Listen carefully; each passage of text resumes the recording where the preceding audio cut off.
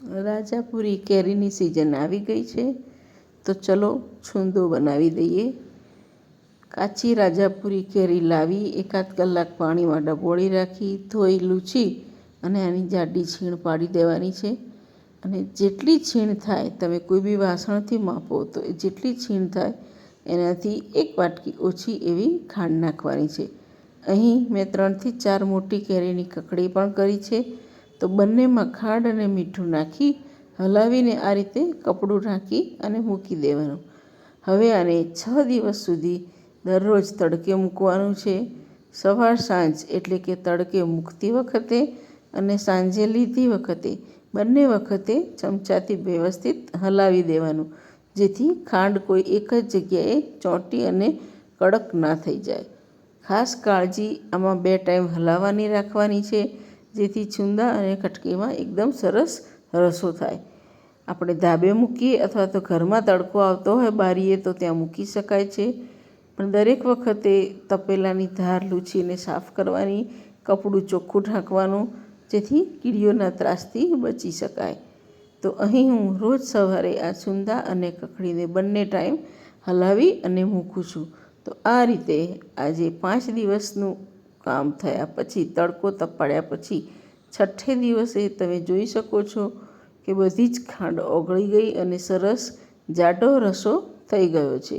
તો આપણો આ છુંદો હવે તૈયાર છે મસાલો કરવા માટે।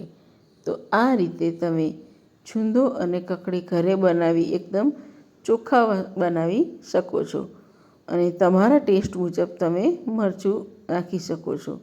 ક્યારેક બજારનો બહુ જ તીખો હોય છે તો નાના બાળકો નથી ખાઈ શકતા। અહીં તમે જુઓ કે આ રીતે આટલું જાડું એનો રસો થાય, રસામાં થિકનેસ આવવી જોઈએ તેનું ખાસ ધ્યાન રાખો। આ રીતે તમે જોઈ શકો છો કે રસો એકદમ પાતળો નથી અને હા, વધારે પડતો કડક ના થઈ જાય તેનું પણ ધ્યાન રાખવાનું છે। તો છુંદો અને કટકી બંને આપણી તૈયાર છે। હવે આપણે એમાં મસાલા કરવાના છે।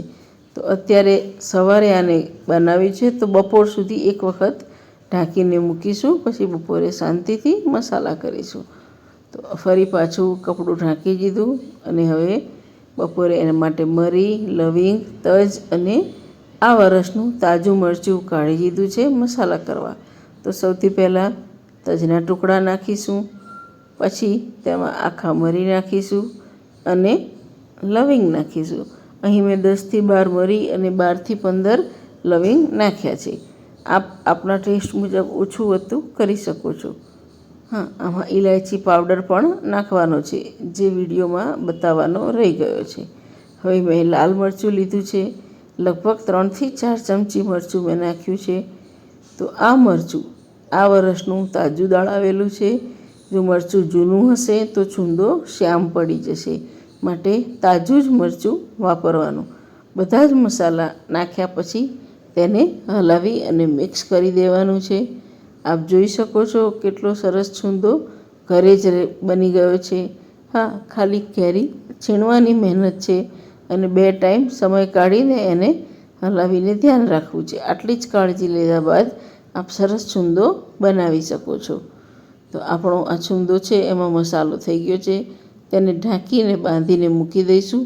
આ મસાલો બધા જ છુંદામાં વ્યવસ્થિત ભળે એટલે 5-6 કલાક પછી તેને આપણે બરણીમાં ભરીશું। હવે નાની નાની કટકીનો વારો।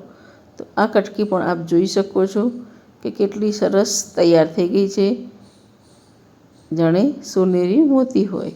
હવે આ રસો પણ ખૂબ જ જાડો થયો છે અને સરસ લાગે છે। હવે એમાં મસાલો કરીશું। 1 તજનો ટુકડો, મરી અને લવિંગ નાખીશું અને હવે તેમાં મરચું નાખીશું। તો આ બધો મસાલો કર્યા બાદ આ કટકીને પણ આપણે હલાવી દેવાની છે। મસાલો બરાબર ભળી જાય તે રીતે હલાવી મિક્સ કરી અને આપણે બાંધીને મૂકીશું। તો આપ જોઈ શકો છો કે કેટલો સરસ રસો થયો છે। તો થેપલા, ભાખરી બધા જોડે, ક્યારેક બાળકોને ટિફિનમાં પણ થેપલા અને છુંદો કે થેપલા અને કટકી પણ આપી શકાય। તો ઘરનો હેલ્ધી નાસ્તો આપો બાળકોને અને સાથે આવા ચટપટા છુંદો અને કટકી આપો તો ખૂબ જ સરસ લાગે છે। આ કટકી રેડી છે. હવે એને બાંધીને પાછી મૂકી દઈશું. 4-5 કલાક પછી આપણે છુંદો અને કટકી ભરવાની છે, તો તેની બરણીઓ ધોઈ અને તડકે મૂકી દેવાની, જેથી સરસ તૈયાર થઈ જાય.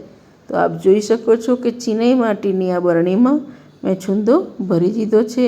છુંદો ભર્યા પછી ઉપરથી આ રીતે દબાવી અને રસો ઉપર આવે એ રીતે આપણે રાખી દેવાનું. દરેક વખતે છુંદો કાઢીએ ત્યારે આ રીતે દાબીને ભરવાનું. અને આ કટકી પણ ભરાઈ ગઈ છે. તો આખું વરસ ખવાય એવા છુંદો કટકી તૈયાર છે. તો આ વિડીયોને લાઈક શેર કરો અને ચેનલને સબસ્ક્રાઈબ જરૂરથી કરજો.